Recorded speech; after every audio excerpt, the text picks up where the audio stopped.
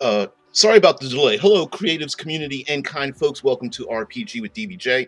I'm having a bit of tech issues, but forget about that. Today is super. Well, today is Future Friday, and a rabbit hole that I've been going down that someone else forced me to put my head down, ass up, is none other than Drew. Thank you very much for uh, giving me uh, this little nugget of information that is about human theory and human dynamics.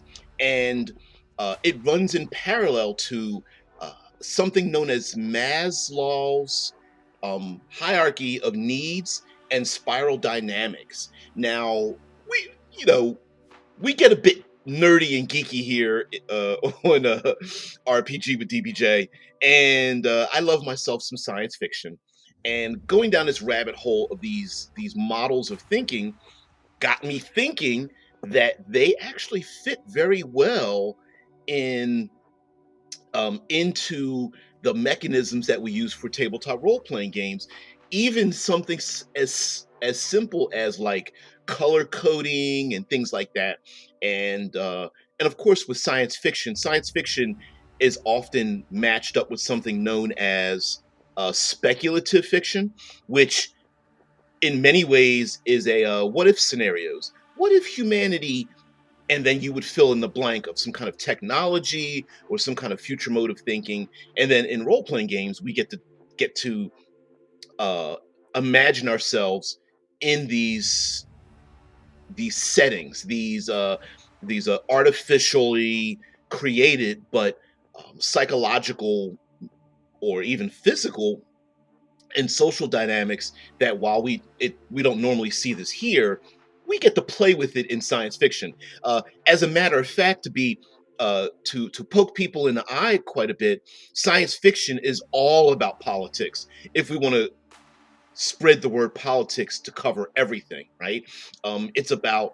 It's always asking the question, what if, placing ourselves in different positions. So I thought we would go over these two modes of thinking that have nothing to do with science fiction, and layer that onto our creative development. But first, intro, then let's get into it.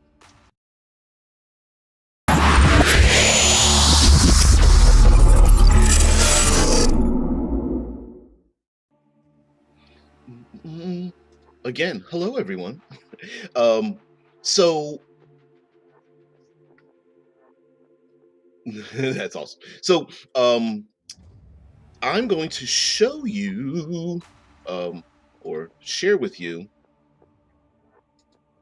these two. I believe it will let me do both of these, but we'll see. We'll see. So here is. Can we get it a little bit bigger? There we go. Maslow's hierarchy of needs theory, and one of the great things about these modes of thinking, and spiral dynamics falls right in line with this, and essentially it goes from um, some of the models and theories go from personal development. This one is used many times in very personal psychological development, and spiral dynamics has taken that, in many ways, taken that model and spread it out towards society and economics and business relationships and things like that.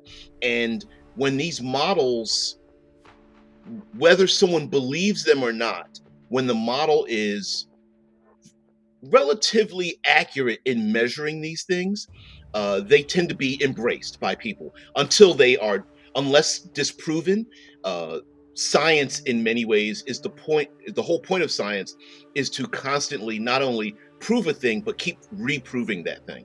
And Maslow's needs theory is used, I mean, across the board, whether people call it this or not. And with the spiral dynamics, there's a lot of other people who have used spiral dynamics to kind of massage it into, like I said, business and um, archaeology and social dynamics and business relationships and things like that.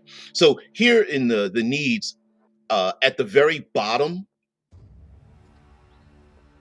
there we go. At the very bottom of the needs, and now mind you, Maslow actually didn't make this a pyramid, but we human beings love ourselves imagery, and so this happens to be how it was created. But at the very bottom we have psychological needs, and physiological needs, and those are like breathing, food, water, shelter, clothing, sleep. And at the base minimum of humanity, that's what we need. Those are like and on a very personal level, you know, some people feel that as you go up the pyramid, if you deny the needs below that pyramid, you start rushing your way back down the pyramid. In other words, it's like a tall building. If the foundation starts to fall, it doesn't matter how high you go up in the building. You know, and everything that's in that building can collapse if you don't have the things below it. So um, removal of the things below it is not really the purpose, although sometimes we can try to convince ourselves. So at the very first level, we have breathing, food, water, shelter, clothing, sleep. It is our animal instincts of survival. And then when you move up, the next level is safety and security, like such as health, employment, property, family, and social ability. And at this level, the next level up, we are gathering things around us that make us feel safe. So on the very bottom level, we need to breathe, need food, water, shelter, clothing, sleep. And then above that, we are gathering things around us in case we need it so that we can get the level below. Like we would prefer to be healthy so that we don't need medical attention. We don't need to strive to survive. We want employment and property and family and social ability to navigate so that the things below that we need are not threatened. When we go into the middle portion of it, we have love and belonging, such as friendship, family, intimacy, sense of connection. This is when we belong to our we want to belong to our tribes. We start thinking of um, we have enough below us to keep us healthy and maintained, that now we can start thinking about having friends and family, and uh, having intimacy with partners, and feeling like we're connected to a society or something bigger.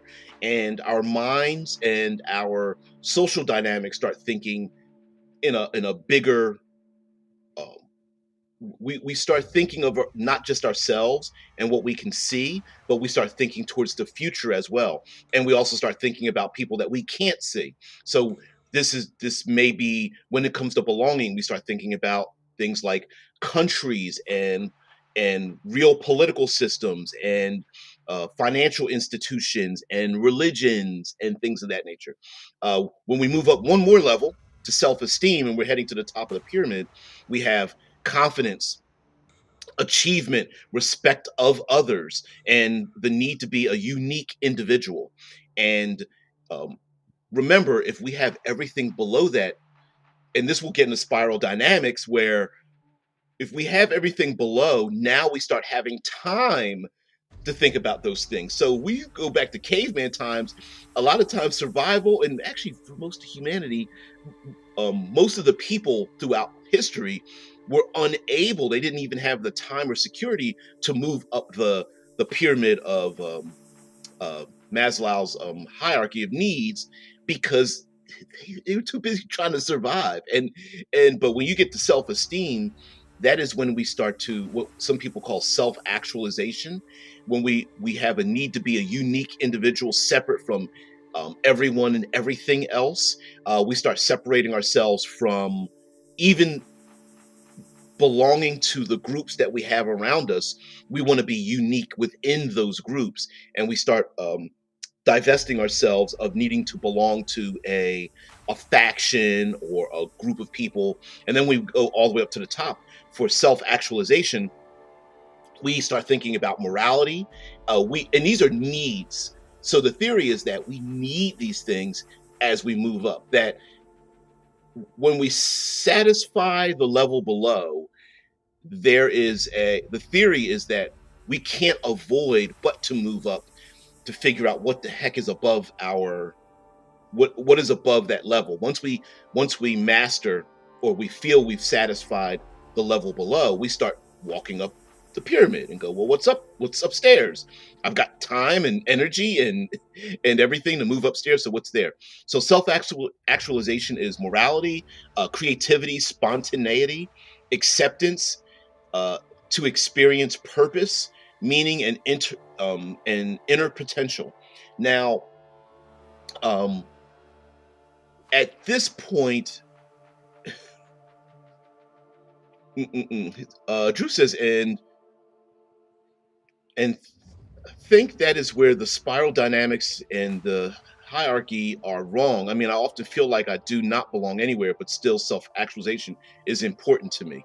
And I think that, how would I explain this? I think that trouble that it sounds like you're referring to there, Drew, is the process of moving between these levels. That sometimes we move up and then we move back down, or we move up and then we, because we don't know what the higher level really is about, we start questioning where we've moved up, right?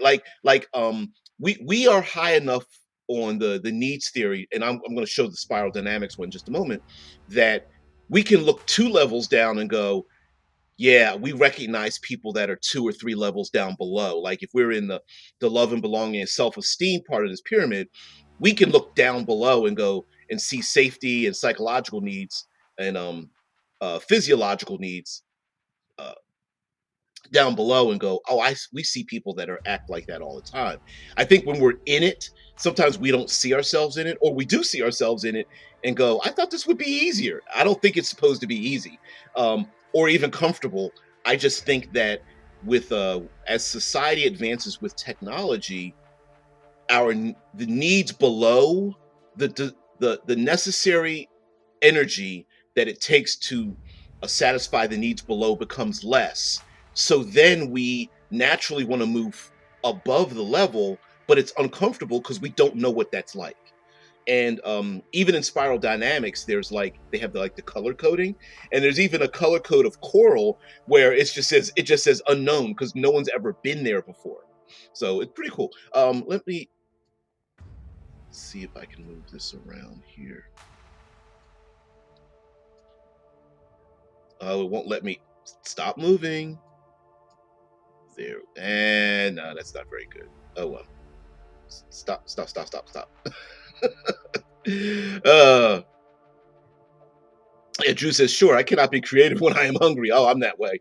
But still, I have standards that I would not compromise to get one of those low needs fulfilled. You know what? That's a very good point because I was wondering about it sounds like each of these levels. Let's get into spiral dynamics as well.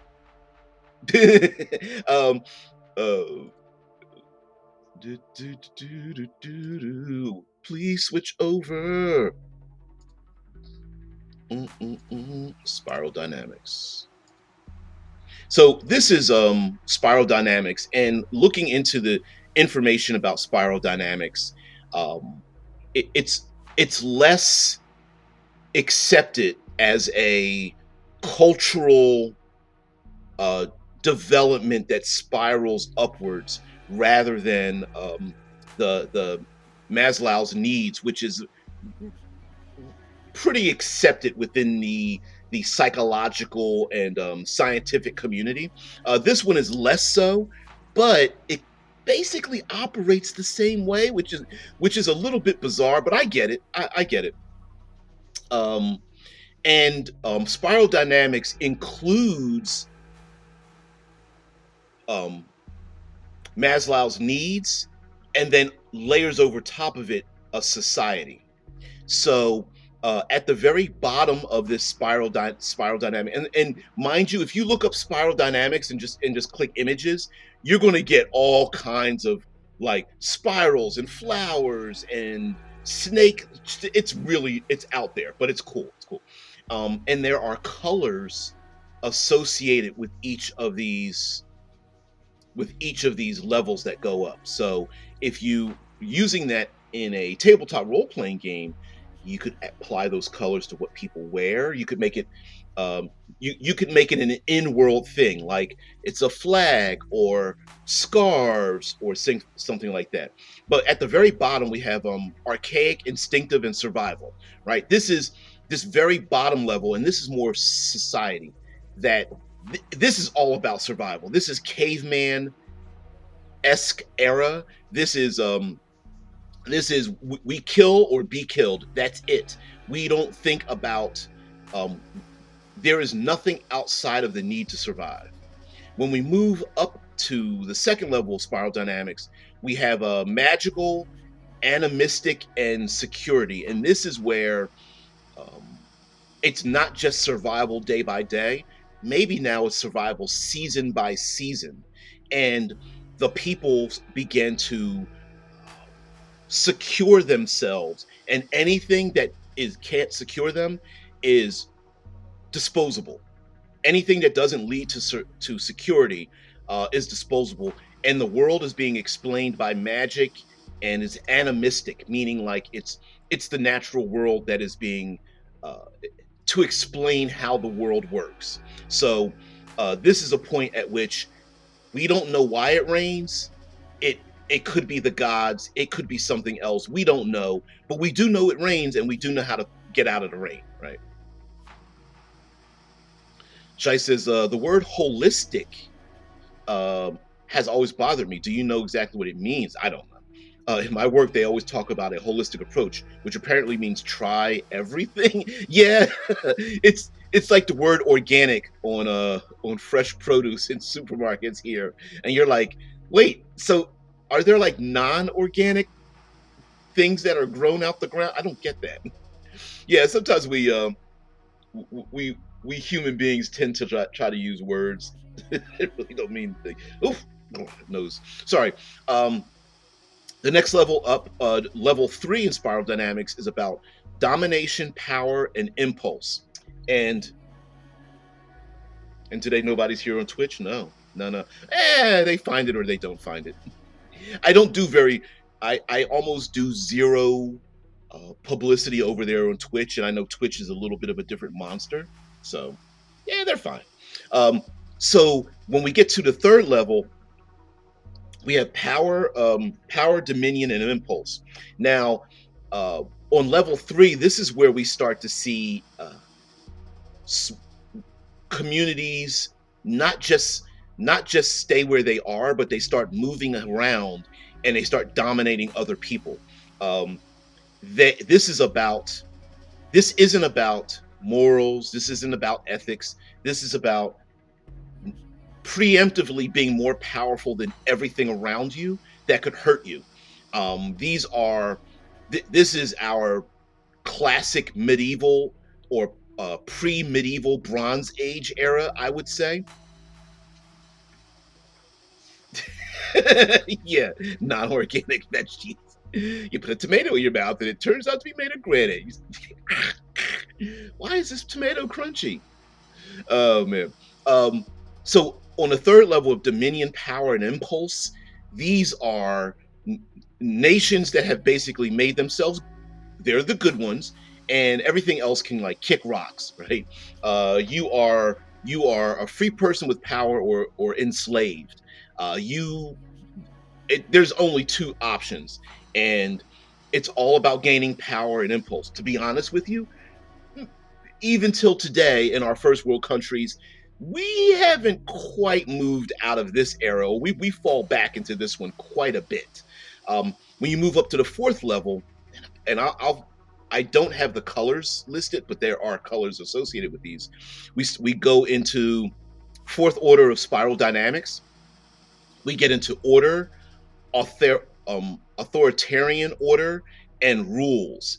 And Now, mind you, order and authoritarian rulership doesn't necessarily mean it's scientific, but it's where we talk about nobility and blood, religions. Um, we start passing down traditions where people act in many ways that are, we don't question it, but we have rules that exist beyond and above um, our capabilities from below. So this is where we see in like classic fantasy, where we see knighthoods and samurai and cowboy culture and things like that, self-sacrifice. There is a we start believing in things that are, or following things that are above us, that we can't see or feel or touch, but we start having belief and faith that if we do this thing, others will move ahead of us. Um, Also, in authoritarian regimes, people begin following instructions from people that they can't see or hear. So rules come down from above, and then the people follow those rules, and that's how life. You know, it's the classic harvesting farmer culture, and they start giving over their goods to leadership above them, even though they feel like they may not benefit from it. But listen, we got to give over all these crops because everything, we need everything below to be satisfied. We need to survive, we need security, we need to have some of our impulses um satisfied, and so we need some rules in order so that we don't devolve down below. When we get to the fifth order, kind of somewhat in the middle, kind of, we have achievement, competitiveness, and success. And I would relate this to non um, we take death and destruction and we start moving that out of the way while still having achievement, competitiveness, and success.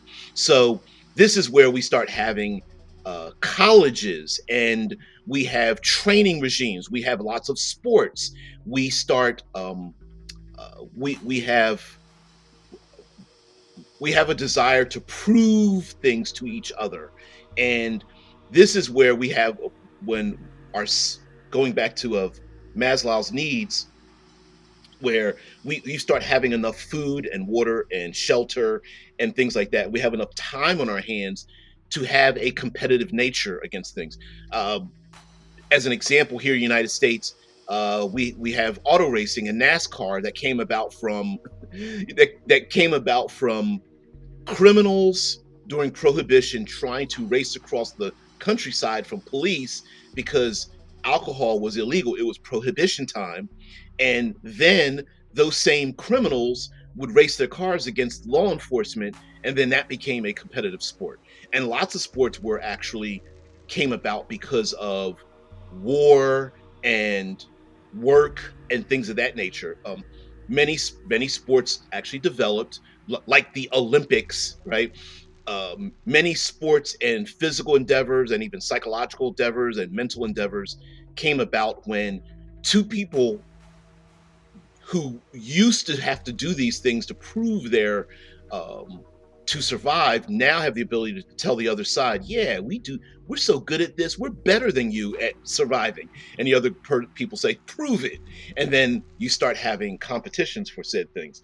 uh, I remember watching a documentary, and in the Andes, in the French Andes or something, Alps, or anyway, up in the mountains, they would have these competitions using these scythes to harvest, and they would have teams that could slash through the foliage and whatnot, and and so running, jumping, climbing. What's another one that's visually coming to my head are the uh, there are individuals that you can hear in the states about logging, where gentlemen would chop down trees, and there are competitions about like um, who falls off the log first when the tree is thrown into the water, because they would take the log, they would chop down the trees and send them down river and stuff like that. Who can climb up the pole faster? Who can chop through this wood faster and things like that. We move up into 6, 7, and 8. So in level 6, we have community, ecological, and human relations. And this is when we start thinking about our world. We start thinking about how our community is. The Andes or in South America, Alps or in Europe. What's in France? You're gonna make me look this up because I know it was in France.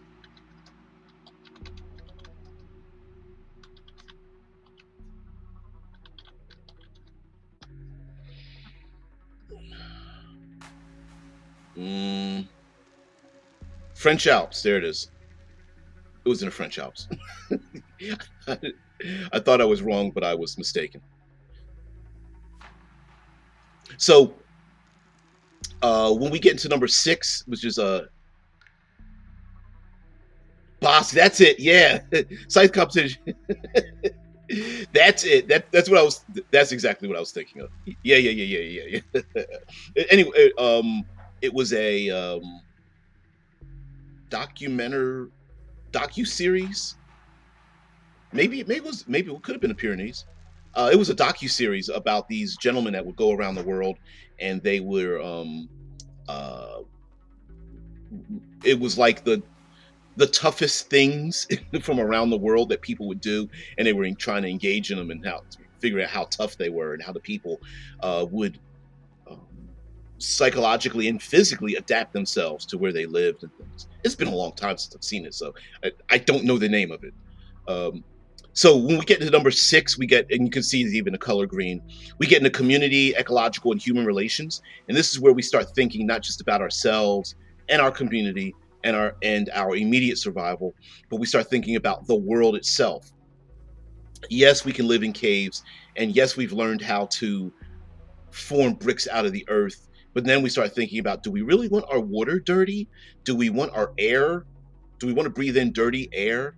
Do we want to, hey, if our population keeps expanding, we're going to end up moving into the water or the ocean or up the mountainside. We need to think about this. This is where human relations becomes very important, and our relationship with other communities and people becomes just as important, if not more important, than the things below it. So not making enemies of people. um Social media is kind of in that level as well. There it goes. Bosk rule sports, and I wish I could click it. It won't let me click the damn thing, but I'm gonna put it up here anyway. Yeah, it was pretty interesting. I love finding out little things like that.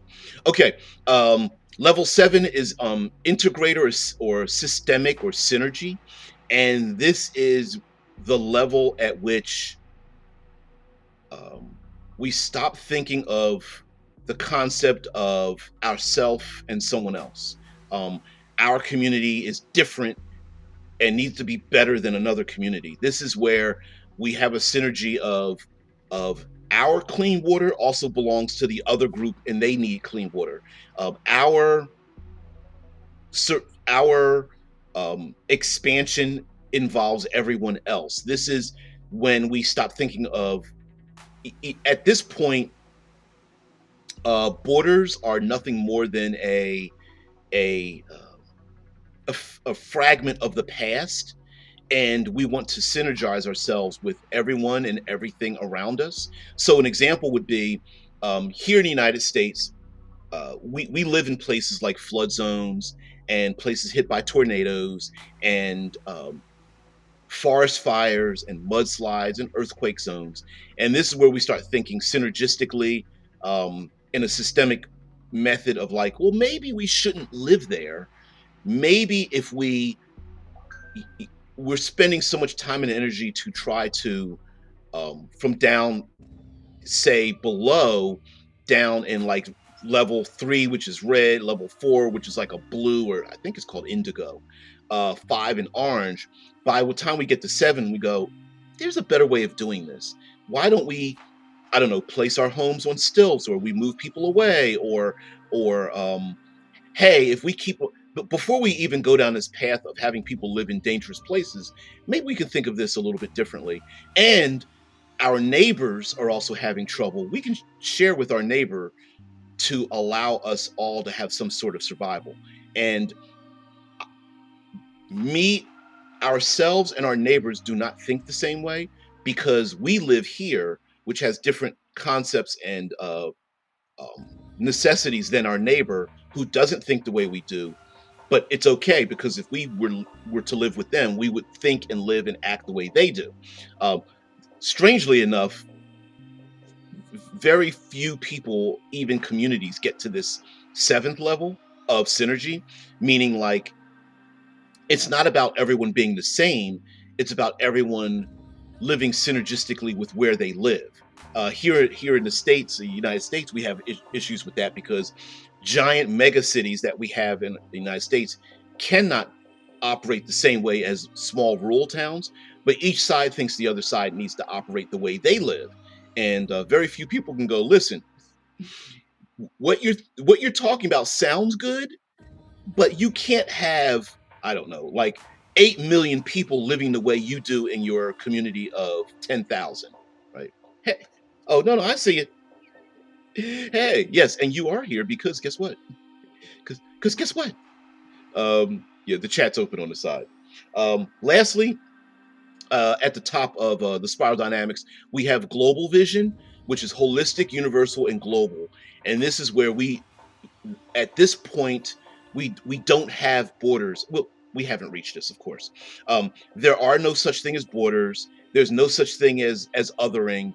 This is where this is the utopic vision of Star Trek and the Federation. This is no matter how different anyone else is, we are all together in this. We don't have dotted lines on a map. We don't have different economic systems. We don't differentiate. Like we do have people who hold on to traditions and such, but we don't apply an unconscious value of one being above another one. This is global visioning. This is we are one people, and yet there are people who say these kind of things, but do they really believe in them? So uh did a lot of talking about these because it's kind of cool. Yeah. Not well, I guess you could apply this to city logistics. There are many of these. Like, let me show you. Let me show you this one, and this one is very difficult to see, but I will show this to you because it's called a flower. Um, this one is real difficult. It's complicated, but this is a spiral dynamic flower. Uh, think of the spiral, but looking at it from above, if that makes sense. So the inner portion is the most narrow portion of it. Imagine this like a tornado, and you're looking down, and so the inner portion is at the very bottom, and then the very outer portion of this flower is the top of the tornado, the spinning. Okay, that's not what I wanted to do. There we go. Come on. All right, so let's zoom in here. All right. So, oh, it's not that clear.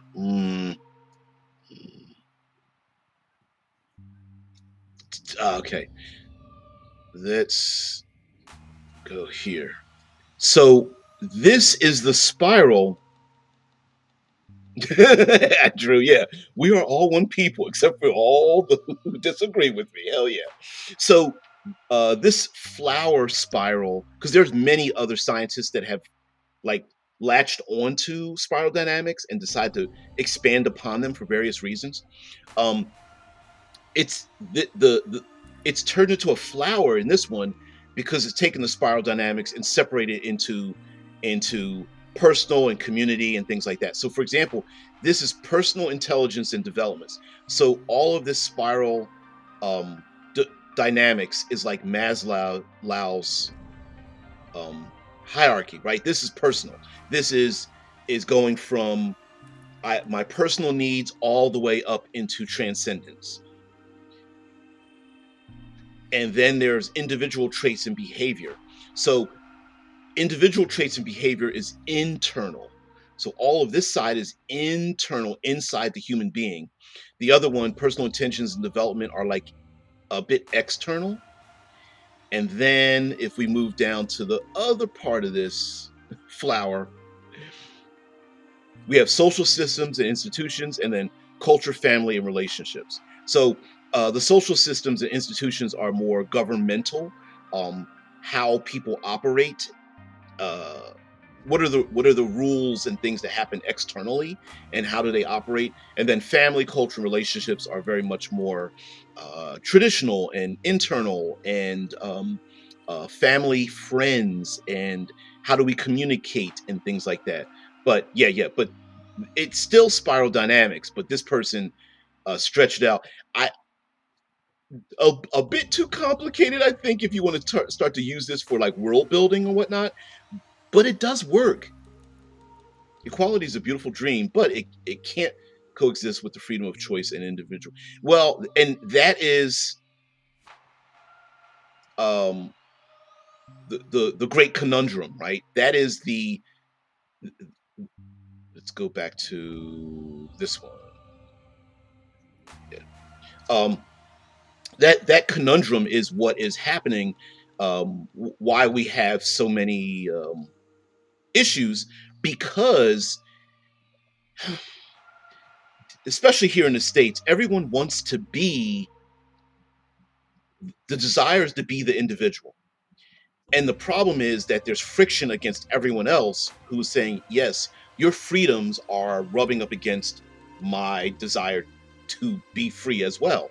Um, it is the who has the authority when someone plays loud music? Is it the individual who wants to listen to loud music, or is it me who doesn't want to hear your loud music? Right. And then what are the rules in case of that? And so many times what ends up happening is um, both individualism and people's desire to want to do their own thing uh, cause friction with everyone else who doesn't want to be part of that. And then we make a rule against it, which takes away the individual's freedom, which then that person feels like they're being oppressed, right? Hey, you're taking away my freedom. And then the other 30 people around them says, no, your freedom is taking away our peace and our freedom from you. Right? Or rather, a rule that I've always lived by is the one always ruins it for the many. And when we have these, when we, because this is a tabletop role playing channel, uh, what we could do is like I said, you could either color code these or use some of these words or phrases and whatnot, and just use them as like a prompt to say, hey, like a space station. A space station might be very low on these needs. Now, they may pretend to not be on low on these needs and act like they aren't, or feel socially threatened if you claim that they are at the bottom of these needs, but that doesn't mean that they aren't.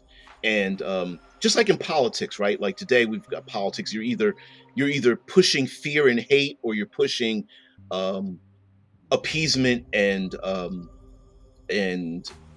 promises, right? And it's either the stick or the carrot. You're either it's either, what is it, bread and circuses or something like that. Yeah, Drew, exactly. Yeah, yeah, right. And um especially, and I this is especially true in science fiction, where we get the opportunity to go to places and visit places. I mean, fantasy does this a little bit, but especially in science fiction, um, and Star Trek is the epitome of this, where you get to go to different space habs and planets and moons and cultures and alien races that are nothing more than latex applied over top of someone's nose and ears, and um, shine a mirror into the way we act with each other. And the utopic vision of the Federation is the one that's like, no, we solved all these problems. We're in it. air quotes alien location that just so happens to not have solved these problems, and let's take a look at it. That's the reason why I say formal manners should be taught in school. Nobody knows what will offend who because common sense is outside the window. Exactly. Nah, I don't think you listen. We've had plenty of people go off. Yeah, we've had plenty more people go off in other ways on the channel as well. Um, and it can be very difficult when you go up and down these spirals to both accept that other people are different and not accept that the behaviors that you approve of the behaviors because um at a certain point it could get to the point where you're like where everything is accepted and then that becomes nothing then and then at that point it just becomes a little bit ridiculous, right? Because when you're like, wait a minute, every behavior can't be justified and accepted. You can have empathy. It's like watching the beginning of the week talked about like crime dramas and things like that. And I said, I love myself some crime dramas. I don't agree with their behaviors, right? And I empathize with the people who are engaged in pretty horrendous crimes. Uh, I don't think they're correct. Excuse me if I need to suplex something to feel better. Oh, that's so hilarious. That's hilarious. I wish I had a little meme click that I could just show somebody suplexing right now. Um, also, I think, um, strangely enough, I think in these levels of needs, I think these are better descriptors than alignment in role playing games because um, what people will do to satisfy their needs often supersedes the ethics and morality of their time, right? So if we can go back to, let's go back to the spiral, right? If we go back to the spiral, and I know there's another spiral that I could put in here, but if we go back to this spiral, down at levels 1, 2, and 3 are, you know, survival, security, impulse, um, archaic, magical, domination, power, animistic, instinctive. And when the people in these realms, when they are threatened by things,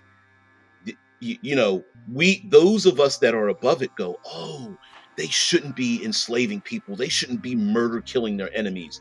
They shouldn't be. But the people down at this level go, you say that because you live in an era of safety and security. We, those of us down at the bottom level, we can't even enjoy that. We don't even know what that means. So the fact that we are like going to war and murder killing our enemies with bronze swords and things of that nature is because our enemy is going to kill us. Now, people above it go, well, you really don't have to do it that way. And they're down below go, I understand what you're saying, that doesn't apply to our reality, because if we were to allow those people to become more powerful than us, to grow more powerful, to gain resources that pushes them up the list, up this up this spiral, up to the top of the spiral, that means they have the ability to dominate us and eliminate us down below. And that's where you get a lot of violence and things and pushback. As a matter of fact, if we want to use this in a science fiction setting, the the reason why people hate the Federation, which is way up at number 8, is because they don't know what it means to be 4, 5, or 6. They haven't even gotten there yet. So, from their point of view, their perspective, the Federation, especially down here in 1, 2, and 3, are enemies trying to eliminate all of their resources, to eliminate their culture, to eliminate their population. And that can be destructive. And sometimes we think if we start moving up to 4, 5, and 5, 6, and 7 levels that we don't feel just as threatened. The difference is, I think, on the higher levels is that what we consider to be important, we feel just as intently about the threats to our culture, language, um, social resources, um, just as deeply as the people down at the bottom level. We just assume that we aren't related to the people at the bottom level. Yeah. The other question is resources. If criminal is skilled enough, he will force to work. Oh, yeah, yeah, yeah, yeah. Sometimes also it feels pretty good being up at level 5, 6, and 7, and the fear, because fear, we know fear brings hate and anger. The fear of being pushed down below to the bottom levels on here makes people pretty brutal, which makes them act out in the exact same way at the bottom level, right? So an example would be like um when we see post-apocalyptic stories. Post-apocalyptic stories are a perfect example of level 5, 6, and 7 societies having their resources removed, and what happens, they immediately drop down to the bottom levels. So uh people, the proverbial people eating their young, right? The um post-apocalyptic stories, people will get together and they start murder killing their neighbors, right? Hey, we used to be best friends, and then all of a sudden that breaks down. The movie uh, Civil War, the most recent 2024 release movie Civil War, is a perfect example of politically people are an example of a movie displaying that when people are politically separated, right, that they their political differences, which is just ideals and community and human relations and a synergy of thinking, and integrator of systemic systems, once that is threatened, they move straight down to domination, power, instinctive, impulse, security, survival, and that kind of things. Yep, Warhammer 40K is a post Utopia storyline. Yep, Soylent Green. I hope I taste good. So, um, didn't really talk about getting into using some of these things. Let me see. Spiral. Let me get some images here. I want to show you the color coding. There are a couple of these with the color codes. See if I can find one that's a pretty good color code. That's not bad. Okay, okay. Oh, yeah, yeah, yeah. Okay, we'll do this one. All right. Oops. Let's replace. Hmm. Is this it? Yeah, that's it. All right, all right. We're gonna do this one. Sorry, got a bunch of windows open. Um, a bit difficult to see this, but you get the point, right? There are color codes to this, and he's like, "Ugh." I hope you didn't throw up in your mouth a little bit. I hope not. Um, so um, to the left of this color code, to the left of it, it says life conditions, and to the right of the color code, it says brain and mind coping capacities. And you will see that this is reverse. So the very bottom level is at the top, and the most basic animalistic caveman era is at the top of this, called beige. And then if you move down to the bottom, you get into coral, which humanity doesn't, we don't even know what that looks like. So we start with beige, that runs with survival and instinct; purple, which is security and animistic; red, which is power and egocentric; blue, which is order and absolutistic. Absolutistic. Orange is success and multiplistic. Green is community and relativistic, and then yellow is synergy and systemic, and then turquoise is holism and holistic. And then we get into coral, and coral is ooh, pronounced. Remember, pronounce it correctly. Ooh. Anyway, um, like I said, could we, like in tabletop role playing, could you drop in little hints and features like the color system? Sure, if you really want to be that on the nose about it. But I also think that there, in a world building sense, people could be very proud of the color that they are on. Um, in many ways, this is how we think in current day, because we are in a political system today. So I thought I'd bring a little bit of a modern day thinking that, and of course we talk about red and blue, but sides. But let's expand our color codes a little bit deeper into this, right? Although they used orange and beige as the same color, and it's really weird. But anyway, um, groups down below may feel intimidated or um, threatened or uh, dominated by the color codes that are above them, and the color codes above may be so far removed from the ones below that it becomes almost alien to deal with the ones below them.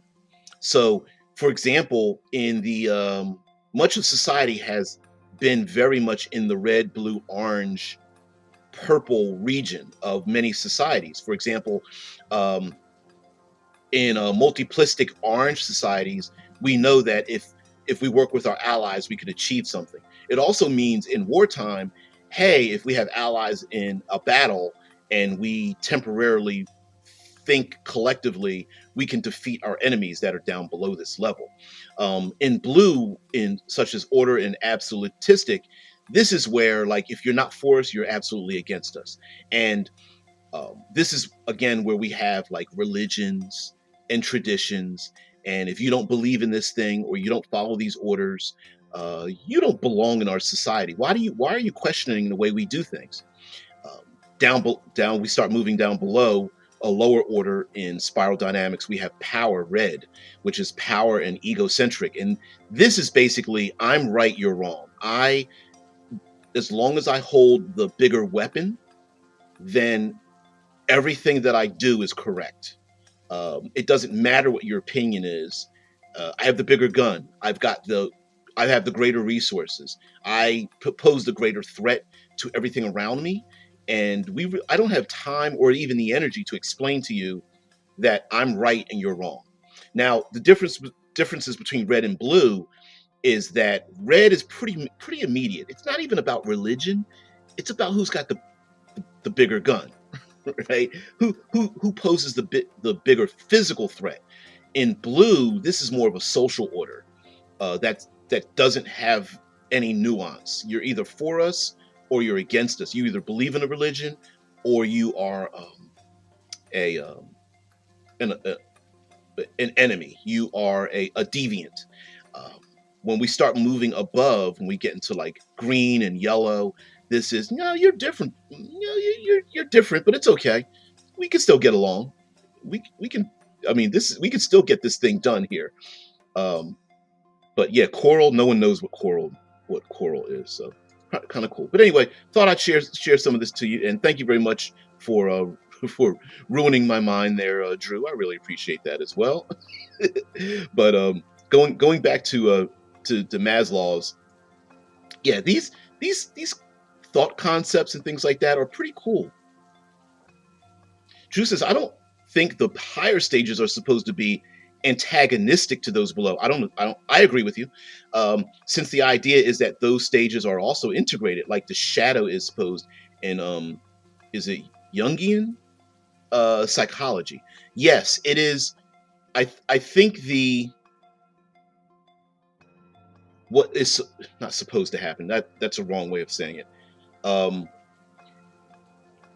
as as people and as a society, as we move up the pyramid, we have assessed all the things below it and come to realization of how to deal with those things below. All I'm saying is, and I'm doing this on purpose for world building, is that it the pyramid may not be as stable as we would like to think it is. So Jungian, I think it's I know what I mean. Anyway, Jung. An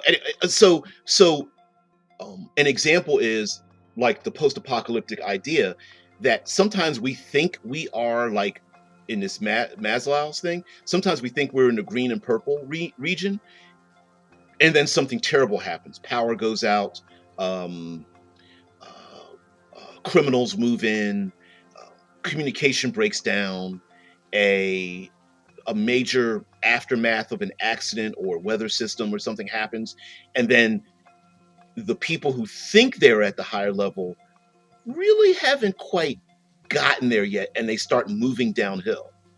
And let's be honest, there are some people that no matter how high level you are, you can't relate to them unless you relate to them at the lowest levels.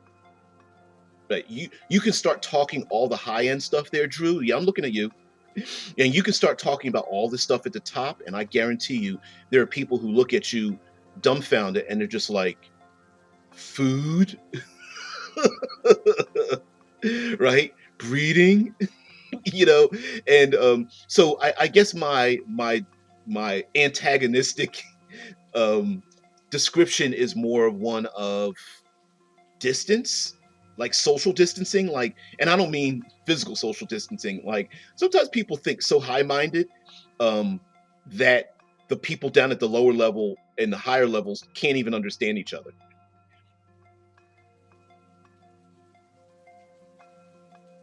Oh, Dead Man says, should I say thanks for the brain show? Okay, hold on. Let me see. Let me find this out before we get out of here.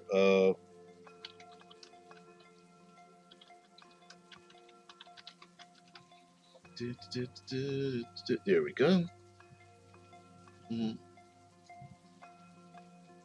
Beige, all the colors. Diversification, development of theory, timeline, years. Cowan, Beck. Yep. Equal attitudes. I see it. Hold on, let me okay, let me put this up here. Oh, I disappeared.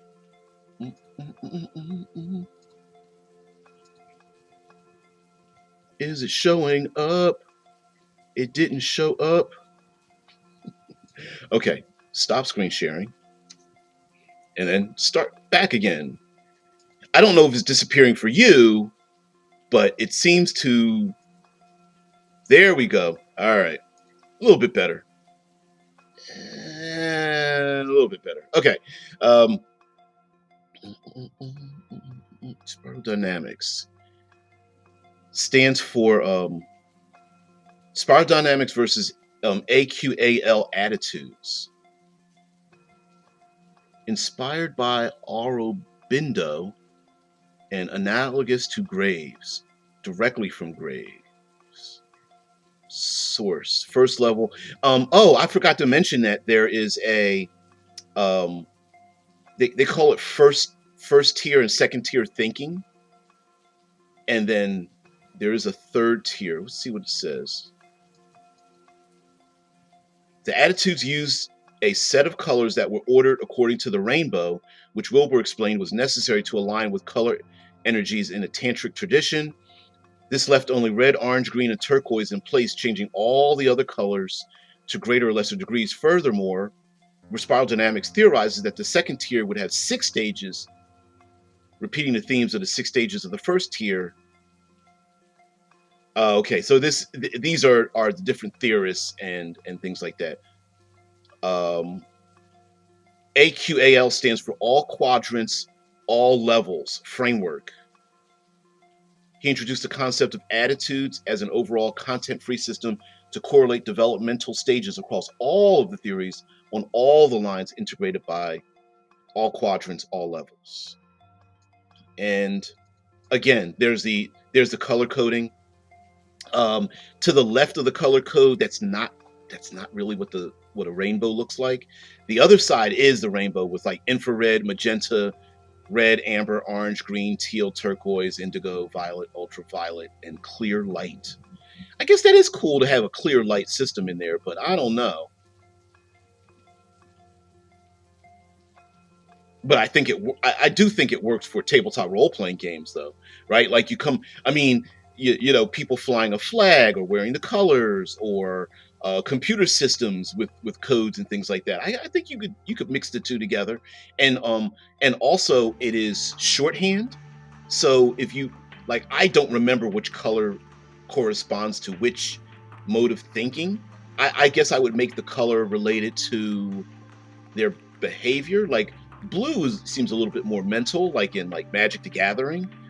Clear would be at the highest level. I get that for clear thinking.